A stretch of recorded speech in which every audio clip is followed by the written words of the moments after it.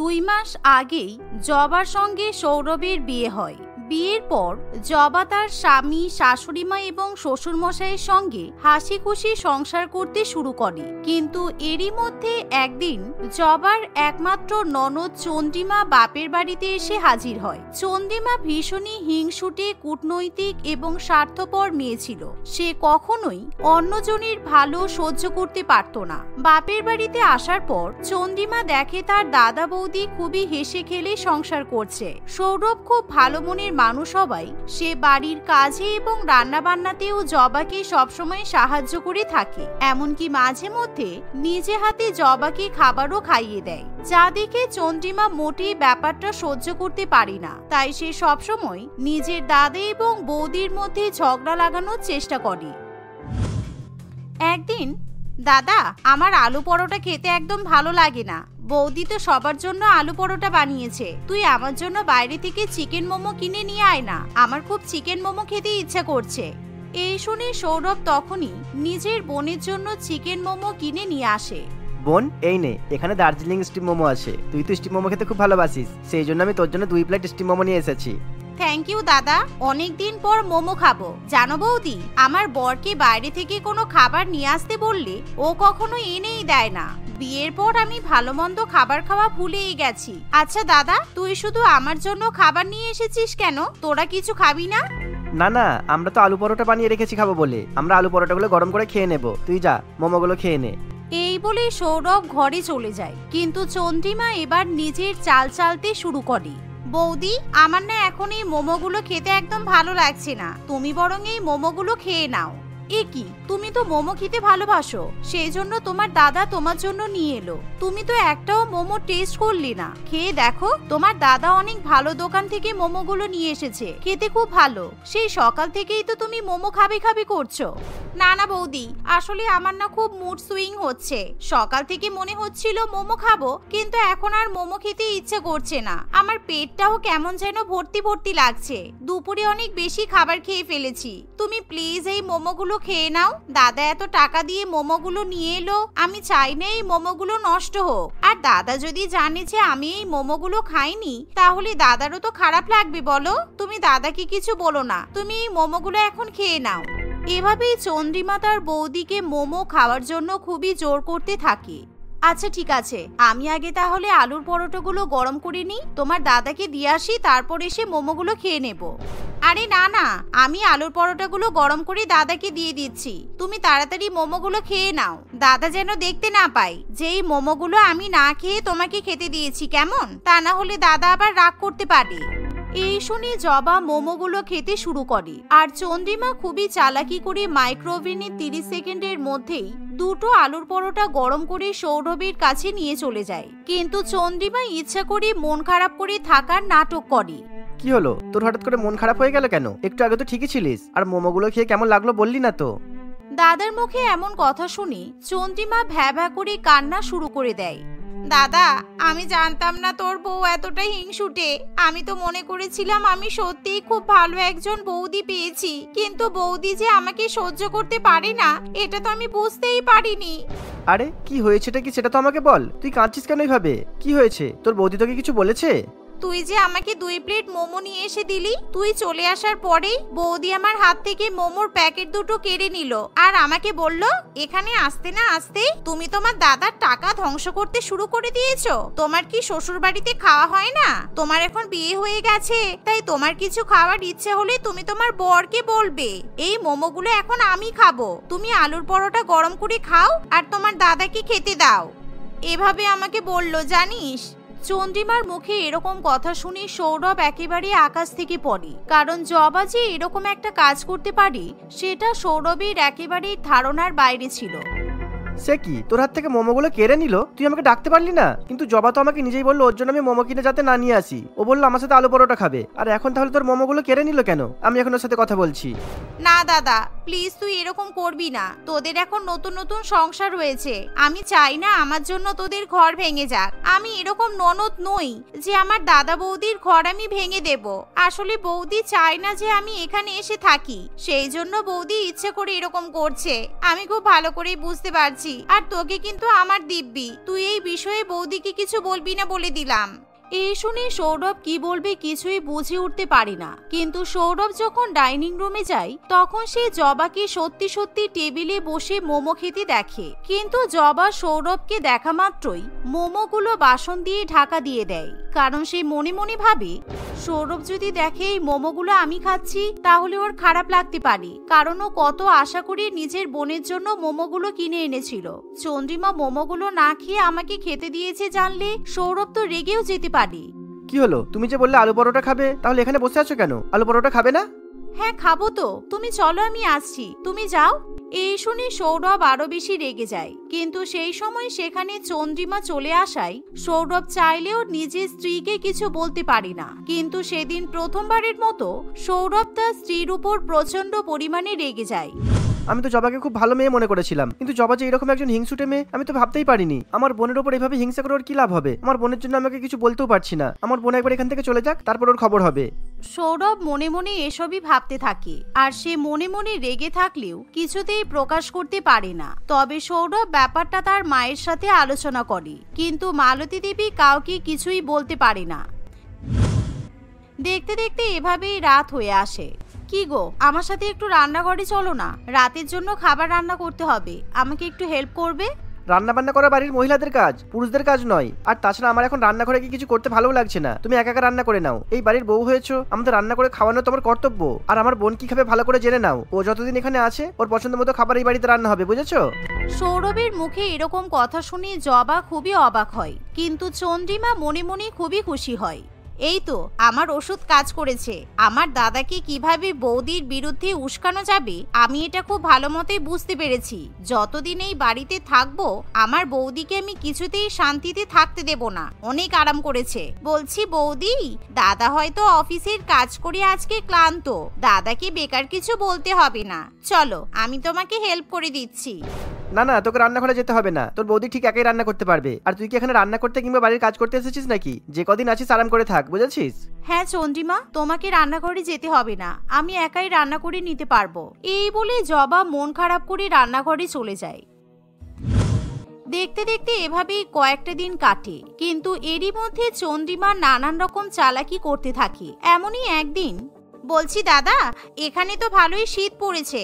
আমি শ্বশুর বাড়ি থেকে আসার সময় শীতের কোনো জামা কাপড় নিয়ে আসিনি, ভেবেছিলাম হয়তো খুব একটা ঠান্ডা লাগবে না। তুই আমাকে 10,000 টাকা দিতে পারবি? তাহলে আমি শীতের কিছু পোশাক আশাক কিনবো।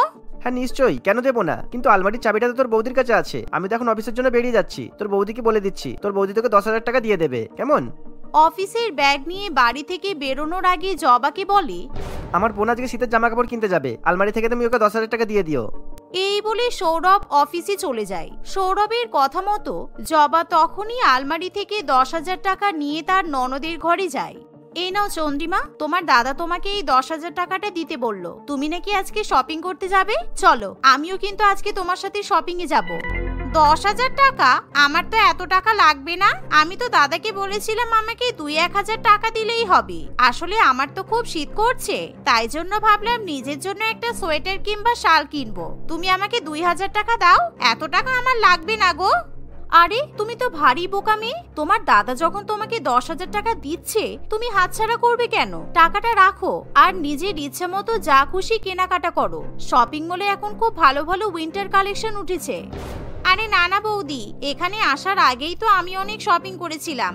শুধু শুধু দাদার এত টাকা নষ্ট করে লাভ নেই। তুমি 8,000 টাকা রেখে দাও, 2,000 টাকা আমাকে দাও। আমার যদি পরে আবার লাগে আমি তোমার কাছে চেয়ে নেব। আর হ্যাঁ, আজকে না আমার কেমন যেন জ্বর জ্বর মনে হচ্ছে। আমরা বরং কালকে শপিং মলে যাব, কেমন? এই বলে চন্দ্রিমা মাত্র 2,000 টাকা নেয়। কিন্তু সে সারাদিন শুধুমাত্র সন্ধ্যা হওয়ার জন্য অপেক্ষা করতে থাকে। সৌরভ অফিস থেকে বাড়িতে আসা মাত্রই চন্দ্রিমা আবার আলাদা করে তার দাদার সাথে কথা বলতে চলে যায়। জানিস দাদা, তুই তো বৌদিকে বলে গেলি আমাকে 10,000 টাকা দেওয়ার জন্য। বৌদি আমাকে মাত্র 2,000 টাকা দিয়েছে। বৌদি বলল যে একটা সোয়েটার কিংবা একটা শাল কিনতে কি 10,000 টাকা লাগে নাকি? বললো এই 2,000 টাকা নাও, ফুটপাত থেকে সোয়েটার কিংবা শাল কিনে নেবে। আমার এই টাকাটা লাগবে না দাদা, তুই বরং এই টাকাটা রেখে দে। আমি আমার বরকে ফোন করে বললেই ভালো হতো, ও আমাকে সাথে সাথে টাকা পাঠিয়ে দিত। কি জবা তোকে মাত্র 2000 টাকা দিয়েছে? অনেক হয়েছে, আর নয়। ওকে আজকে শাস্তি দিতেই হবে। ও তোর সাথে কেন এরকম করছে আজকে ওকে বলতেই হবে। না দাদা, তুই প্লিজ দয়া করে এরকম করিস না। আমি চাই না আমার জন্য তোর ঘর সংসার ভেঙে যাক। আমি বুঝতেই পারছি আমি এখানে আছি বলে বৌদির খুব অসুবিধা হচ্ছে। তুই প্লিজ আমার জন্য বৌদির সঙ্গে ঝগড়া করিস না। আমি কালকেই এখান থেকে চলে যাব। আমি আর এই বাড়িতে থাকবো না। এমন সময় সেখানে মালতী দেবী এসে উপস্থিত হয়। কালকে নয়, তুই আজকেই এই বাড়ি থেকে যাবি। আমি নিজে তোর ব্যাগপত্র সমস্ত কিছু গুছিয়ে দিয়েছি। তোর লজ্জা করছে না? তুই এভাবে নিজের দাদা বৌদির ঘর ভাঙছিস? তুই কি মনে করেছিস আমার ছেলে বৌমার মধ্যে তুই ঝগড়া লাগাবি আর আমি বসে বসে তামাশা দেখব? সৌরভ, একদম তোর বোনের কথাই বিশ্বাস করিস না। তোর বোন সম্পূর্ণ মিথ্যা কথা বলছে। সেদিন যখন তুই আমাকে ওই মোমো খাওয়ার ঘটনার কথা বললি, সেদিনই আমার চন্দ্রিমার উপর খুব সন্দেহ হয়েছিল। কারণ আমার মেয়ে কেমন আমি সেটা খুব ভালো মতোই জানি। সেদিন থেকেই আমি এদের ননদ বৌদি দুজনের উপরেই নজর রাখছি।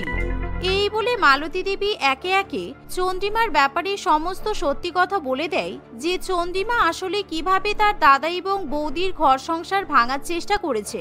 যা শুনে সৌরভ ভীষণই রেগে যায়। চন্দ্রিমার কিছুতেই তার দাদার দিকে চোখ তুলে তাকাতে পারে না। সে নিজের ভুলের জন্য ভীষণই লজ্জিত হয়ে পড়ে। দাদা, আমাকে ক্ষমা করে দে। আমি আর কখনো এরকম করব না। আসলে জানি না কেন আমার না বৌদির উপর খুব হিংসা হচ্ছিল। কারোর উপর এরকম ভাবে হিংসা করা উচিত নয়। পারলে আমাকে ক্ষমা করে দিস দাদা। আমি আর এরকম করব না। কিরে দাদা, কিছু বলছিস না কেন? সৌরভ মোটেই তার বোনের সঙ্গে কথা বলতে চায় না। মালতী দেবীও তার মেয়ের উপর খুবই রেগে থাকে। এমন পরিস্থিতিতে চন্দ্রিমা মন খারাপ করে শ্বশুর বাড়িতে চলে যায়। সৌরভও সেদিন তার স্ত্রীর কাছে ক্ষমা চেয়ে নেয়। কয়েক মাস পর চন্দ্রিমা আবার বাপের বাড়িতে আসে ঠিকই, কিন্তু সে আর কখনো তার দাদা বৌদির মধ্যে ঝগড়া লাগানোর চেষ্টা করে না। জয়িতা দেবী তার 3 মেয়ে রুম্পা, অনামিকা এবং টিয়ার সঙ্গে বাস করত। জয়িতা দেবীর স্বামী কয়েক বছর আগেই মারা যায়। তার স্বামী মদন বাবু সরকারি চাকুরিজীবী ছিল। মদন বাবু মারা যাওয়ার পর তার পেনশনের টাকা দিয়ে তাদের সংসার চলছিল। জয়িতা তার 3 মেয়েকে খুবই ভালোবাসত। সে সারাদিন তার 3 মেয়ের সেবা যত্নে সময় কাটিয়ে দিত। এমনই একদিন সকালবেলা জয়িতার বড় মেয়ে রুম্পা ঘুম থেকে উঠে তাড়াতাড়ি রেডি হয়ে বাইরে বেরিয়ে আসে। উঠে গেছো মহারানী? কখনো তো সকালবেলা ঘুম থেকে ওঠো? কোনোদিনও দেখলাম না সকালবেলা ঘুম থেকে উঠেছিস আর ঠিক সময়ে ব্রেকফাস্ট করেছিস। নে তাড়াতাড়ি খেয়ে নে। মা, আমার দেরি হয়ে গেছে, আমি কিছু খাবো না। তুমি তাড়াতাড়ি করে আমার লাঞ্চ বক্সটা প্যাক করে দাও। যাও, দাঁড়িয়ে আছো কি দেখছো? হ্যাঁ দাঁড়া, আমাকে 2 মিনিট দে, আমি এখনই তোর লাঞ্চ বক্স প্যাক করে আনছি। মা, এর কথা ছাড়ো। তুমি আমার জন্য আরো 2টো পরোটা নিয়ে এসো, আমার পেট ভরেনি। হ্যাঁ হ্যাঁ আনছি দাঁড়া। এই বলে জয়িতা রান্নাঘরে চলে যায়। সে তার বড় মেয়ে রুম্পার জন্য তাড়াতাড়ি করে লাঞ্চ বক্স প্যাক করে বাইরে নিয়ে আসে। কিন্তু ততক্ষণে সে দেখে তার বড় মেয়ে রুম্পা লাঞ্চ বক্স না নিয়েই কলেজের জন্য বেরিয়ে গেছে। এই মেয়েটা না সত্যি কোনোদিনও মায়ের কষ্টটা বোঝার চেষ্টা করে না। ভোরবেলা ঘুম থেকে উঠে ঘরের কাজ করি, আমি এত কষ্ট করে এদের জন্য রান্না করি, আর এরা আমার কষ্টটা বোঝেই না। সকালবেলা উঠে রান্না করলাম, সকালে কিছু খেলো না আর টিফিনও নিয়ে গেল না। বাড়ি আসুক আজকে। ততক্ষণে সেখানে জয়িতার ছোট মেয়ে টিয়া এসে বলে, মা, আমার কালো রঙের স্যান্ডেলটা পাচ্ছি না, খুঁজে দাও তাড়াতাড়ি। আমি কালো রঙের জামা পরেছি, আজকে আমি আমার জামার সঙ্গে ম্যাচ করে ওই কালো স্যান্ডেলটাই পরবো। মা, আমার পরোটা নিয়ে এলে না? সবার দিকে খেয়াল আছে, আমার দিকে তোমার কোনো খেয়াল নেই দেখছি। আমার পরোটা কোথায়? পরোটা এনে দেবে নাকি উঠে যাব বলো? উফ বাবা রে বাবা, আমি যাবোটা কোন দিকে যাব বল? আমার তো একটা হাত নাকি 10টা হাত। এই নে, এই টিফিন বক্স থেকে পরোটা বের করে খেয়ে নে। এই চল দেখি তোর স্যান্ডেল কোথায় রেখেছিস। নিজেরাই রাখিস, নিজেরাই খুঁজে পাস না। জয়িতা তার 3 মেয়েকে খুবই ভালোবাসতো, তাই সে তার 3 মেয়ের উপর রাগ করলেও কিছুক্ষণের মধ্যেই তার রাগ ভঙ্গ হয়ে যেত। এরকম ভাবে সময় কাটতে থাকে। রুম্পার পড়াশোনা শেষ হয়ে গেলে তার মা তার জন্য ছেলে দেখা শুরু করে। একদিন জয়িতা দেখে তার বড় মেয়ে রুম্পাকে একটা ছেলে গাড়ি করে বাড়ি পর্যন্ত পৌঁছে দিচ্ছে। শুধু তাই নয়, গাড়ি থেকে নেমে রুম্পা এবং ওই ছেলেটি একে অপরের হাত ধরে গল্প করছে। এই দেখে জয়িতা তার মেয়েকে তখন কিছু না বলে সে ঘরে চলে যায়। রাত্রিবেলা ডিনার করার সময় জয়িতা রুম্পাকে বলে, রুম্পা, আমাদের পাশের বাড়ির বুলটি তোর জন্য একটা ছেলে দেখেছে। ছেলেটি ইঞ্জিনিয়ার, খুবই ভালো ছেলে, আমার তো খুবই পছন্দ হয়েছে। তুইও একবার ছেলেটার ফটো দেখে নে। না, আমি ফটো দেখে কি করব? আমার ফটো দেখার কোনো প্রয়োজন নেই। হ্যাঁ মা, দিদি যখন ফটো দেখবে না বলছে তখন তুমি আমাদেরকেই ফটোটা দেখিয়ে দাও। আমরা যাকে পছন্দ করব তার সঙ্গেই দিদির বিয়ে হবে। কি দিদি, তাকে আমাদের জামাইবাবু করবি তো? এই তোরা ফালতু কথা বলিস না, ঠিক আছে? চুপচাপ গিলছিস গেল। মা, আমি একটা ছেলেকে পছন্দ করি, তুমি বেকার বেকার আমার জন্য সম্বন্ধ দেখো না। আমি বিয়ে করলে ওই ছেলেটাকেই বিয়ে করব। ওই ছেলেটাকে? কোন ছেলেটাকে? যে ছেলেটা আজকে তোকে গাড়ি করে বাড়ি ছেড়ে দিয়ে গেল। তুমি কি করে জানলে মা? আমি তোর মা, আর আমি সবই জানি। ছেলেটা কে? ছেলেটার ব্যাপারে আমাকে সবকিছু বল, তারপর তো আমি তোর বিয়ের কথা এগিয়ে নিয়ে যেতে পারবো, না হলে তো আমি কিছুই করতে পারবো না। মা, তুমি খুব ভালো। রুম্পা তার মাকে তার পছন্দের ছেলে রাজার ব্যাপারে সবকিছু জানায়। কিছুদিনের মধ্যেই রাজা তার বাবা মাকে নিয়ে টুম্পাদের বাড়িতে আসে। ছেলেপক্ষ বিয়ের কথা পাকা করে দিয়ে সেখান থেকে চলে যায়, কিন্তু জয়িতা দেবী খুশি হবার বদলে খুবই চিন্তায় পড়ে। রুম্পা, তোর এটা মনে হচ্ছে না যে রাজার বাবা মা অনেক বেশি কিছু দাবি করছে? কোথায় মা, আমার তো এরকম কিছু মনে হচ্ছে না। ওরা কি বা চেয়েছে বলো তো? মাত্র 5 লক্ষ টাকা ক্যাশ চেয়েছে আর একটা গাড়ি। এবার তুমি বলো না যে বাবা আমার বিয়ের জন্য কিছুই রেখে যায়নি। বাবা নিশ্চয়ই আমার বিয়ের কথা ভেবে গেছে। কিন্তু শুধু তোর বিয়ের কথা ভাবলে তো হবে না, আমার তো আরো 2টো মেয়ে আছে, তাদের বিয়ের কথাও তো আমাকে ভাবতে হবে। তোর বাবা চলে যাওয়ার পর আমার পক্ষে এত টাকা খরচ করে তোকে বিয়ে দেওয়াটা সম্ভব নয়। আমি এসব কিছু শুনতে চাই না মা, আমি রাজাকেই বিয়ে করব। আর তুমি কিভাবে টাকা জোগাড় করবে আমি কিচ্ছু জানি না। ওরা যা চেয়েছে তোমাকে দিতেই হবে। আর তাছাড়া আমি আমার বোনদের কথা চিন্তা করব কেন?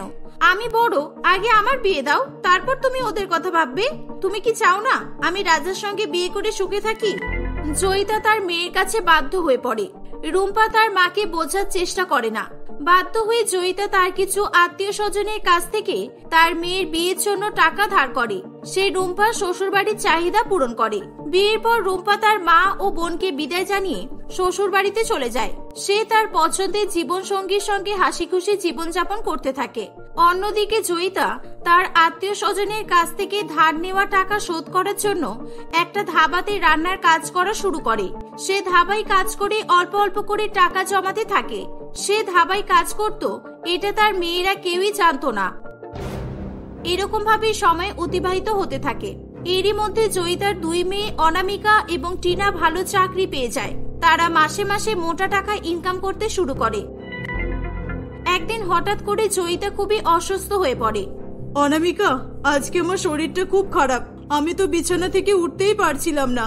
অনেক ডাকলাম তোদেরকে, তোরা তো শুনতেই পেলি না আমার কথা। তোরা তো অফিসে বেরিয়ে যাবি, আমি তোদের জন্য রান্না করতে পারিনি আজকে। তুই তাড়াতাড়ি করে 2 বোনের জন্য 4টে রুটি বানিয়ে নে মা, আর আমার জন্য অল্প একটু সাদা খিচুড়ি করে দে।